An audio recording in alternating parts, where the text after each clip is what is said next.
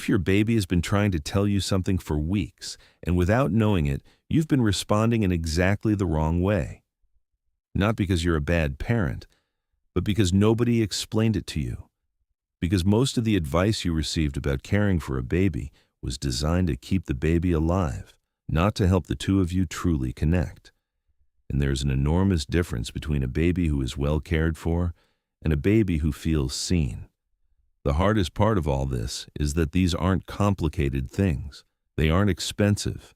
They don't require specialized training. But if you keep going without knowing them, the bond you think you already have with your child may be built on a much more fragile foundation than you realize. And by the time you notice, months will have passed, sometimes years. Today we're going to talk about 6 things your baby silently needs from you. Things most parents aren't doing, not because they don't want to, but because no one ever told them. And by the time this video is over, I promise you're going to look at your child in a way you never have before. Stay until the end. What's coming deserves your full attention.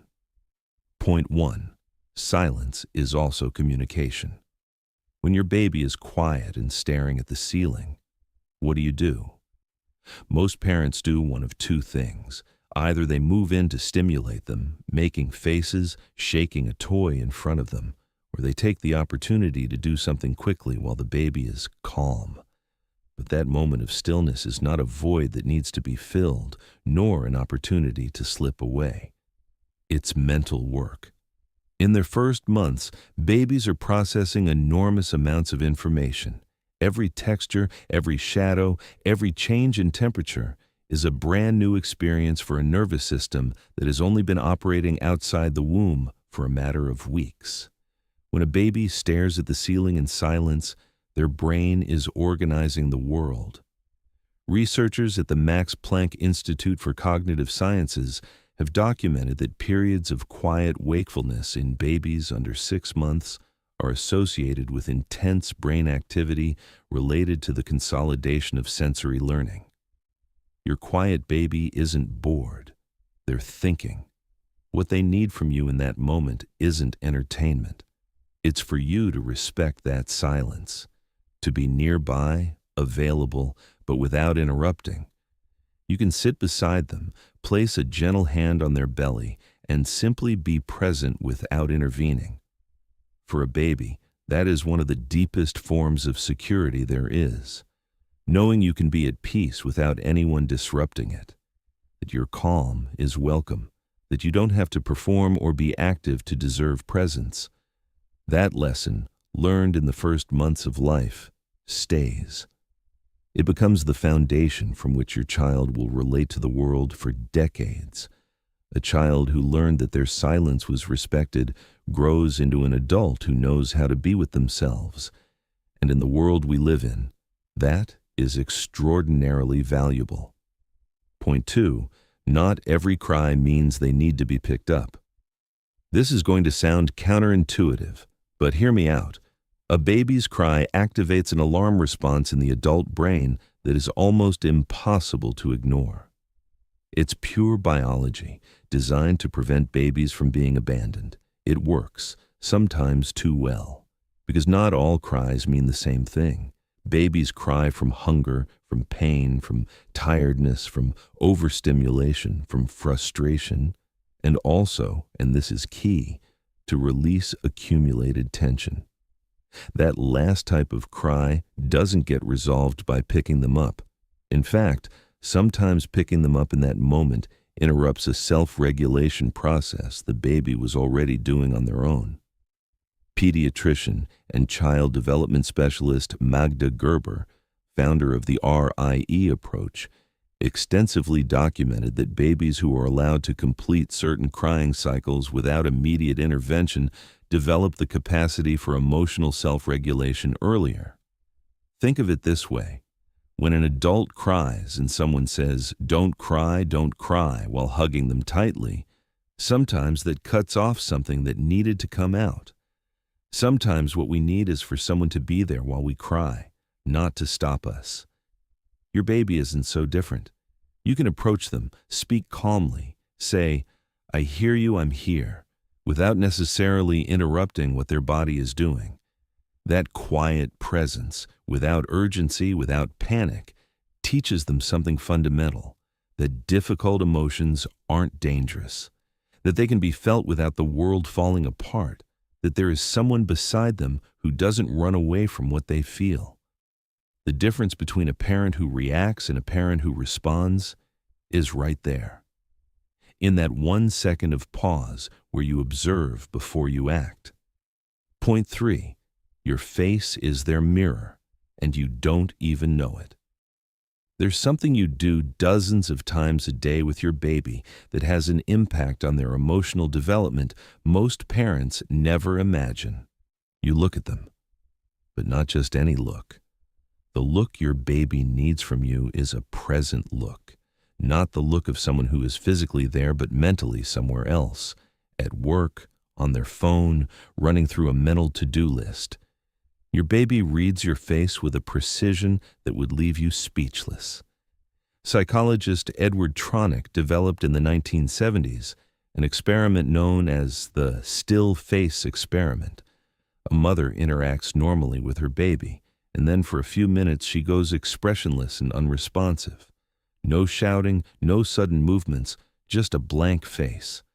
Within seconds, the baby begins trying to recover the connection. They smile harder, they point, they vocalize. When nothing works, the baby's physiological stress spikes in measurable ways. Now think about how many times a day your face is physically present but emotionally switched off. How many times you're looking at your phone while the baby is in your lap. How many times your body is in the room but your mind is somewhere else entirely. I'm not blaming you. You're human and you're exhausted. But knowing this changes something. Because now you know that 5 minutes of real presence, of genuine eye contact, of a face that responds is worth more than an hour of distracted physical proximity. When you look at them, really look. Let your face tell them how you feel when you see them. Let the tenderness show. Let yourself smile for no particular reason, just because they're there. That's what they're looking for every time they look at you. Not perfection, presence. Point 4. Holding them doesn't spoil them, it builds them. For decades, parents were told that holding their baby too much would spoil them, that babies needed to get used to being alone, that if you picked them up every time they cried, you'd create a dependent, manipulative baby. That was wrong, and science has proven it decisively. Human beings are primates, and primates are born with a biological need for physical contact as fundamental as the need for food. It's not indulgence, it's neurological survival.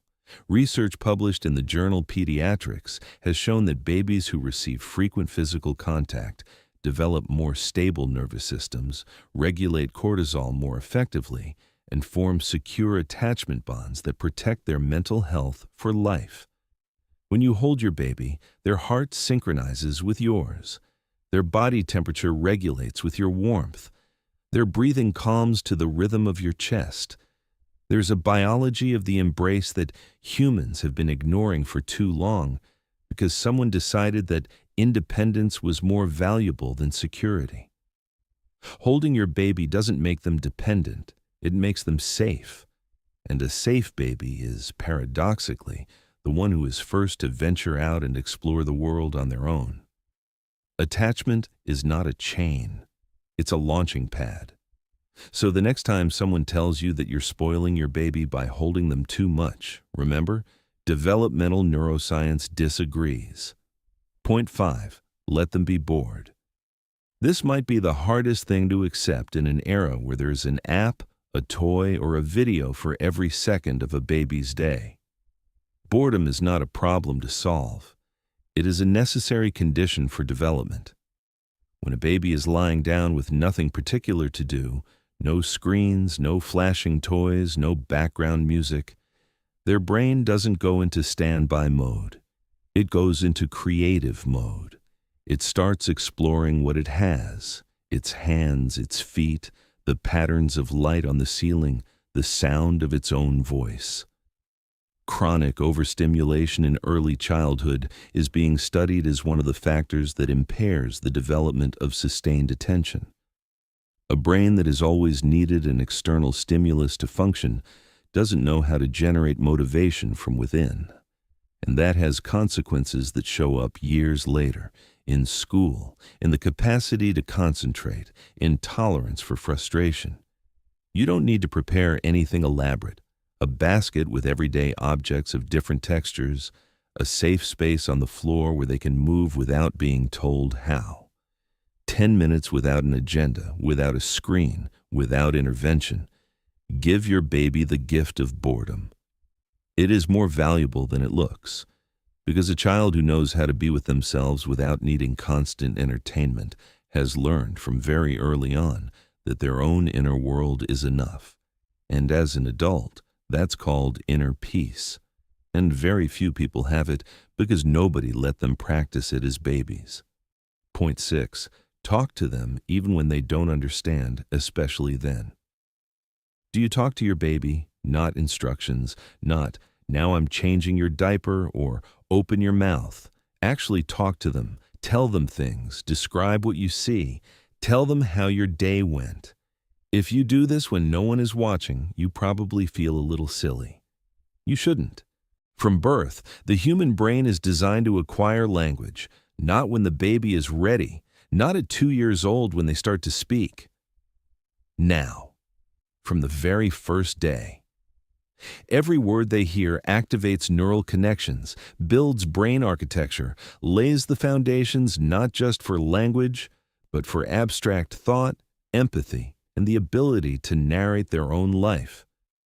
A study from the University of Kansas followed 42 families over 3 years and documented that children exposed to more spontaneous conversation in their early years, not books, not screens, but real conversation directed at them, had significantly richer vocabularies and better cognitive outcomes at the start of school. But beyond the science, there's something simpler and more powerful. When you talk to your baby, you are telling them, "You exist. You matter. I am aware of you." And that, for a 3-month-old human being who controls nothing in their life, who depends on you for absolutely everything, is the greatest gift you can give.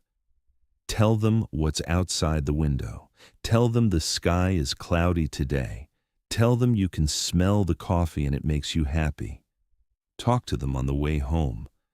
Name what you see, what you feel, what surrounds you both. Include them in your world, even though they can't yet respond. Because one day they will. And that day, without you knowing it, they'll be using words that you planted in conversations they don't consciously remember, but that formed them from the inside in the deepest layers of who they are. Your baby doesn't need you to be perfect.